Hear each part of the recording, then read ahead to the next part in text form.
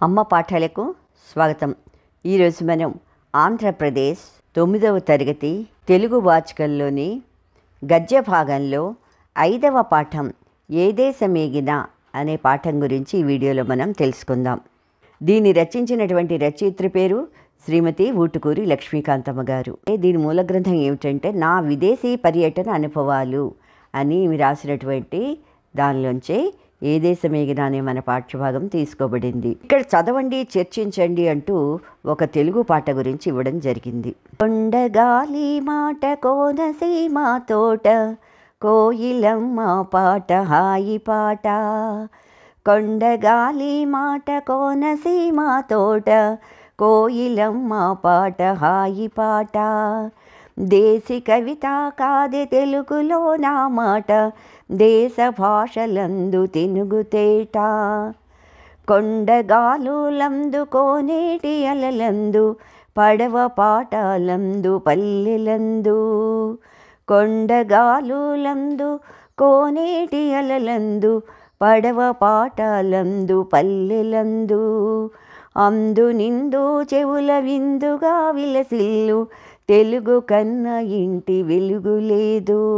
కడప మాటలన్న కడిగిన ముత్యాలు మాలలల్లే అన్నమయ్య నాడు. కడప మాటలన్న కడిగిన ముత్యాలు మాలలల్లే అన్నమయ్య నాడు. చిగురు జాను తెనుగు చిత్తూరి గంధపు హొయలు వరదారాజు వలకబోసే. దక్షిణాదిలోన చాగయ్య పలికెను తేనెలూరు తేట తెనుగు పాట. దక్షిణాదిలోన చాగయ్య పలికెను తేనెలూరు తేట తెనుగు పాట. ఎడ్ల రామదాసు ఏనాడు చేసెను అచ్చ తెనుగులోన ఆత్మబోధ. పుణ్యమూర్తులైన పోతన్న గోపన్న రామనామ కీర్తనామృతాన. పుణ్యమూర్తులైన పోతన్న గోపన్న రామనామ కీర్తనామృతాన. పొంగులెత్తించిన గంగయే గౌతమి కృష్ణవేణి జాతి కీర్తికాంత. ఆర్య నాగార్జునుండవతరించిన నేల పాళి శాసనాల పడుగుపేక. ఆర్య నాగార్జునుండవతరించిన నేల పాళి శాసనాల పడుగుపేక.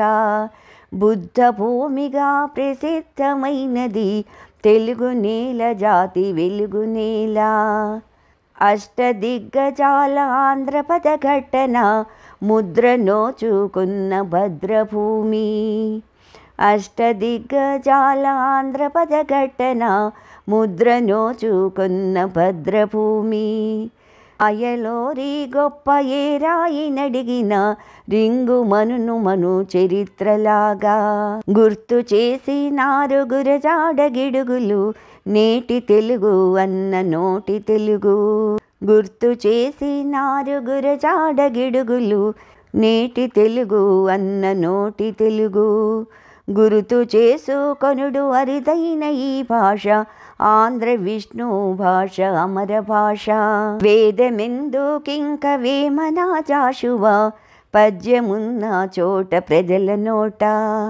వేదమెందుకింక వేమన జాషువా పద్యమున్న చోట ప్రజల నోట. కలము కదుపూడింక గతమెంతో ఘనగీతి వారసత్వమున్న వాసి తెలిసి. ఇది రాసినటువంటి వారు వేటూరి సుందరరామూర్తి గారు. ఆయన చిత్రమే ఇక్కడ ఇవ్వడం జరిగింది.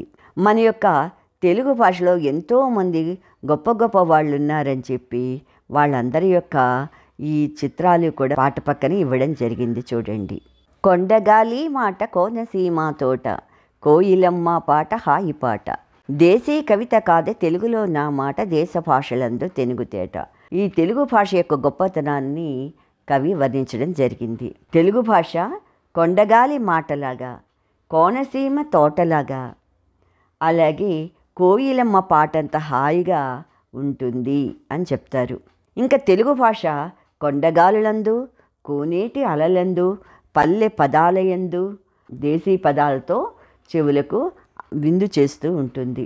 కడప మాటలన్న కడిగిన ముత్యాలు మాలలల్ల అన్నమయ్య నాడు, చిగురు జాను తెలుగు చిత్తూరి గంధము హొయలు వరదరాజు వలకపోసే. అంటే కడప మాటలన్నంటే రాయలసీమలో ఉన్నటువంటి కడప మాండలిక పదాలు ముత్యాలు లాంటివి అంటాడు. మాటల మాలలతోటి వెంకటేశ్వరుని స్తుతించాడు. దక్షిణాదిలోన చాగయ్య పలికిన తేనెలూరు పాట తెలుగు పాట. ఎడ్ల రామదాస్ ఏనాడో చేసెను అచ్చ తెలుగులోని ఆత్మబోధ. అంటే దక్షిణాది ప్రాంతాల్లో చాగయ్య తేనెలూరే తెలుగులో కవితలు రాశాడు, పాటలు రాశాడు. అలాగే రామదాసు కూడా అచ్చ తెలుగులో ఆత్మబోధను చేయడం జరిగింది. పుణ్యమూర్తులైన పోతన్న గోపన్న రామనామ కీర్తనామృతాన పొంగులెత్తించిన గంగయ్యే గౌతమి కృష్ణవేణి జాతి కీర్తికాంత అన్నాడు. మూర్తులైనటువంటి పోతన కానీ కంచర్ల గోపన్న కానీ ఆ రామనామ కీర్తనామృతాన్న రామనామం అనే కీర్తనల అమృతంతో వాళ్ళు ఈ ప్రాంతం అంతా కూడా వాళ్ళ కీర్తనల ద్వారా పొంగులెత్తించి పారించారన్నమాట తెలుగు నేలంతా.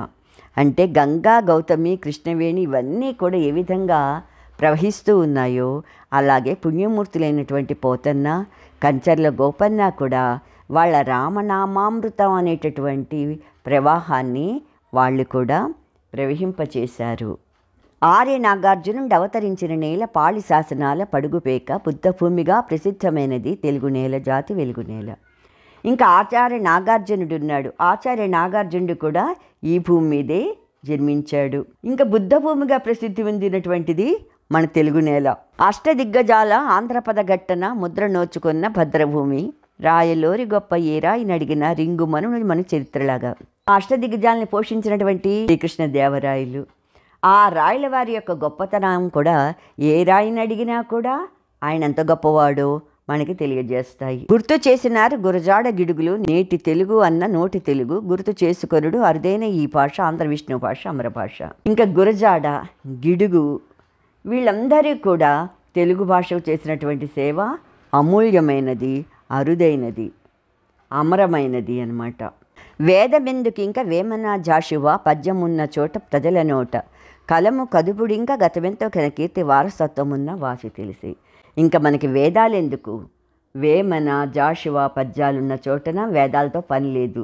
ఇవి ప్రజల నాలుకల మీద ఎప్పుడూ కూడా నాట్యం ఆడుతూనే ఉన్నాయి.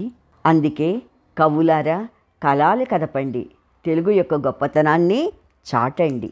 వారసత్వ వాసిని అంటే మన తెలుగు యొక్క వారసత్వాన్ని ఏ విధంగా అయితే కీర్తి పొందుతూ వచ్చిందో ఆ కీర్తిని మీరు తెలుసుకుని మన యొక్క కీర్తిని మరింతగా నిలబెట్టేటట్టుగా ఉన్నత శిఖరాలకు చేర్చేటట్టుగా మన కీర్తి దిగంతాలకు వ్యాపించేటట్టుగా మీ రచనలు చెయ్యండి. మన యొక్క తెలుగు గొప్పతనాన్ని తెలుసుకుని మీరు దాన్ని దిగంతాలకు వ్యాప్తి చెందేటట్టుగా మీ యొక్క కవిత్వాన్ని రాయండి అని చెప్పి వేటూరి సుందరరామూర్తి గారు ఈ యొక్క పాట ద్వారా మనకి తెలియజేశారు. ఉద్దేశంలోకి వెళ్ళినట్టయితే తెలుగు పద్యంలో పద్యము, కథ, వచన, కవిత ఇవన్నీ రకరకాల ప్రక్రియలు. వీటితో పాటుగాది యాత్రా రచన అనేది కూడా మన సాహిత్యంలో ఒక ప్రక్రియగా భావిస్తారు.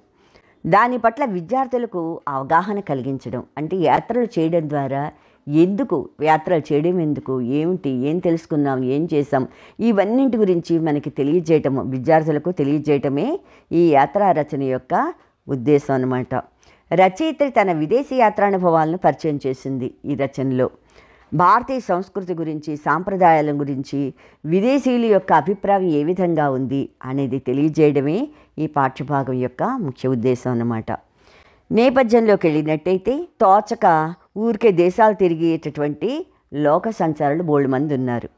అలా కాదు, ప్రపంచానికి కావాల్సింది ఏమిటి అంటే ఎన్ని చోట్లకి తిరిగినా కూడా తమ యొక్క తిరుగుడుకు సార్థకత అనేది కల్పించేటటువంటి ఆ సంచారులు కావాలి. అంటే ఆ రకంగా విదేశీ పర్యటన చేసేవాళ్ళు కావాలి. అంటే దేశాలు తిరిగి తాము సంపాదించినటువంటి అనుభవాన్ని కానీ, చూసినటువంటి ప్రదేశాల వివరాలు కానీ, ఏ కారణం వలన దేశాలు తిరగలేక ఇక్కడే ఉండిపోయినటువంటి వాళ్ళకి, ఆ లక్షలాది మందికి, వాళ్ళందరికీ కూడా ఈ చదివితే చాలు ఓహో ఇలా ఉంటుందన్నమాట అనేది వాళ్ళకు కూడా తెలుసుకోగలుగుతారు, వాళ్ళు కూడా ఆనందించగలుగుతారు. అందుకని లోక సంచారి పుస్తకంలో ప్రముఖ చారిత్రక సాంస్కృతిక హిందీ రచయిత రాహుల్ సాంకృత్యాయన్ వెల్లడించారు. ఈ విషయాన్ని లోక సంచారి అనేటటువంటి పుస్తకంలో ప్రముఖ చారిత్రక సాంస్కృతిక హిందీ రచయిత అయినటువంటి రాహుల్ సాంక్రుచాయన్ అనే ఆయన ఈ యొక్క యాత్రా అనుభవాల యొక్క గొప్పతనం ఏమిటి, ఈ రచనల యొక్క గొప్పతనం ఏమిటి అనేది ఆ పుస్తకంలో ఆయన తెలియజేశారు. అలాంటి మంచి ఉద్దేశంతో శ్రీమతి ఊటుకూరి లక్ష్మీకాంతమ్మ గారు కూడా భారత ప్రభుత్వం తరపున సాంస్కృతిక ప్రతినిధిగా విదేశాలకు ఆవిడ వెళ్ళినప్పుడు ఆ పర్యటన సాగించినటువంటి విధానం ఏ విధంగా ఉంది, ఆమె ఎటువంటి అనుభవాలు పొందారు, ఆ విశేషాలన్నీ కూడా మనకి ఈ పాఠం ద్వారా తెలుస్తాయి. అదే ఈ పాఠ్యభాగం యొక్క నేపథ్యం అన్నమాట. ఈ ప్రక్రియ యాత్రా రచనకు సంబంధించింది కనుక యాత్రా రచనకు సంబంధించిన ప్రక్రియ అన్నమాట. ఇప్పుడు యాత్ర చేసినటువంటి యాత్రికుడు తాను పొందినటువంటి యాత్రలో ఉన్నటువంటి అనుభవాలన్నీ కూడా ఒక గ్రంథ రూపంలో రూపొందించడాన్ని యాత్రా రచన అంటారు. ఇంకా వ్యక్తులు వాళ్ళ దేశంలో కావచ్చు లేదా స్వదేశంలో కాకపోతే విదేశంలో అయినా సరే అంటే పేరు పొందినటువంటి ప్రదేశాలకు వెళ్ళి అక్కడ చూసినప్పుడు అక్కడ విశేషాలు, వాళ్ళు పొందినటువంటి అనుభవాలు, అనుభూతి ఇవన్నీ కూడా వర్ణిస్తూ వర్ణనాత్మకంగా రాయడాన్నే యాత్రా రచన అంటారు. ఇప్పటికి కూడా ఏ తీర్థయాత్రకో విహారయాత్రకో వెళ్ళి వచ్చిన వాళ్ళు తమ స్నేహితులకో లేకపోతే చుట్టుపక్కల వాళ్లకో అక్కడ వింతలు విశేషాల గురించి కథలుగా చెబుతూ ఉంటారు. అది మనం వింటూ ఉంటాం, చూస్తూ ఉంటాం. యాత్రా రచనలు చదువుతున్నప్పుడు పాఠకుడు కూడా చదివేవాడు కూడా అక్కడే ఉన్నాను అనే అనుభూతి కలిగేటట్టుగా రచన ఉండాలి. అంటే వాళ్ళు అక్కడికి వెళ్ళి చూస్తున్న అనుభూతి చదివే వాళ్ళల్లో కనిపించాలన్నమాట. ఆ రకంగా రచన అనేది రచనా పద్ధతి కొనసాగాలి. పిల్లలు కూడా తాము వెళ్ళిన ఊళ్ళ గురించి, విజ్ఞాన యాత్రల గురించి యాత్రా రచన చేయడం అనేది చాలా అవసరం. పిల్లల్ని పిక్నిక్లకి తీసుకెళ్తూ ఉంటారు, లేదా తల్లిదండ్రి ఎక్కడికైనా సరే సరదాగా తీసుకెళ్తూ ఉంటారు. ఎక్కడికి వెళ్ళినప్పటికీ కూడా ఆ వెళ్ళొచ్చినటువంటి ఆ ప్రాంతాల యొక్క విశేషాలన్నీ కూడా వాళ్ళు ఒక పుస్తకంలో రాయడం అనేది అలవాటు చేసుకోవాలి. అది అవసరం కూడా. ఇది తమ అనుభవాలను అక్షరరూపం కల్పించడం అన్నమాట. అంటే వాళ్ళు ఏమైతే చూశారో, చూసినప్పుడు వాళ్ళకి ఎటువంటి అనుభవాలు కలిగాయో అవన్నీ కూడా రాయడం ద్వారా వాటికి అక్షర రూపం కలుగుతుంది.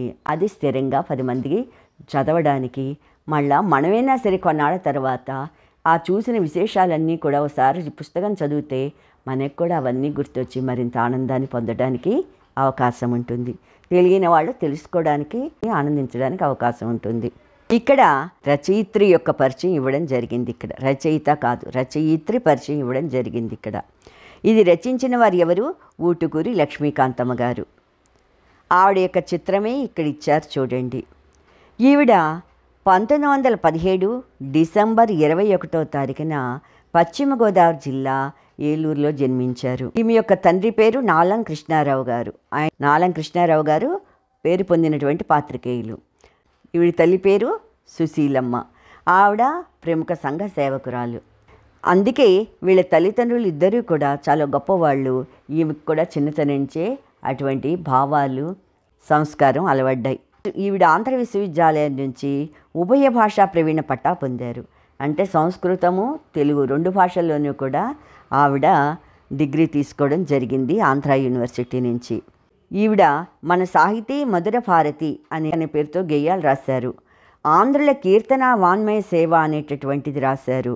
ఆంధ్ర కవయిత్రులు, అలాగే అఖిల భారత కవయిత్రులు, హంస విజయము, అభిజ్ఞాన శాకుంతలం, జాతిపిత, ఒక చిన్న దివ్వే, నా తెలుగు మాంచాల, లజ్జ, కిరీటధారణి, భారతదేశ చరిత్ర కొన్ని గుణపాఠాలు, ఇలాంటి ఎన్నో గ్రంథాలు ఈవిడ రాయడం జరిగింది. సరస్వతి సామ్రాజ్య వైభవము అనేటటువంటి ఒక ఏకాంకిని కూడా, సరస్వతి సామ్రాజ్య వైభవము అనే పేరుతో ఒక ఏకాంకిని కూడా ఈవిడ రచించారు. అలాగే సాహితీ రుద్రమ అనే పేరుతోటి ఆత్మ చరిత్రను రాశారు. కాంతి శిఖరాలు అనే పేరుతో భక్తి గీతాలు రాశారు. అమృతవల్లి, చీకటి రాజ్యం మొదలైన నవలలు కూడా రచించారు. ఏ దేశం ఎగినా అనేటటువంటి ప్రస్తుత మన పాఠ్యభాగం ఈవిడ రచించినటువంటి నా విదేశీ పర్యటన అనుభవాలు అనే దాంట్లోంచి తీసుకోబడింది. ఊటుకూరి లక్ష్మీకాంతమ్మ గారు 1996 డిసెంబర్ 1వ తారీఖున ఆవిడ చనిపోవడం జరిగింది. మీకు ఈ పాఠం కనుక నచ్చినట్టయితే లైక్ బటన్ని క్లిక్ చేయండి. మీ అభిప్రాయాలు, సూచనలు కామెంట్ బాక్స్లో పొందుపరచండి. ఏ దేశం మేగిన అనే పాఠ్యభాగం గురించి 2వ వీడియోలో మీరు చూడండి. మరిన్ని వీడియోస్ కోసం సబ్స్క్రైబ్ బటన్ క్లిక్ చేయడం మర్చిపోకండి. Thank you. సెలవు.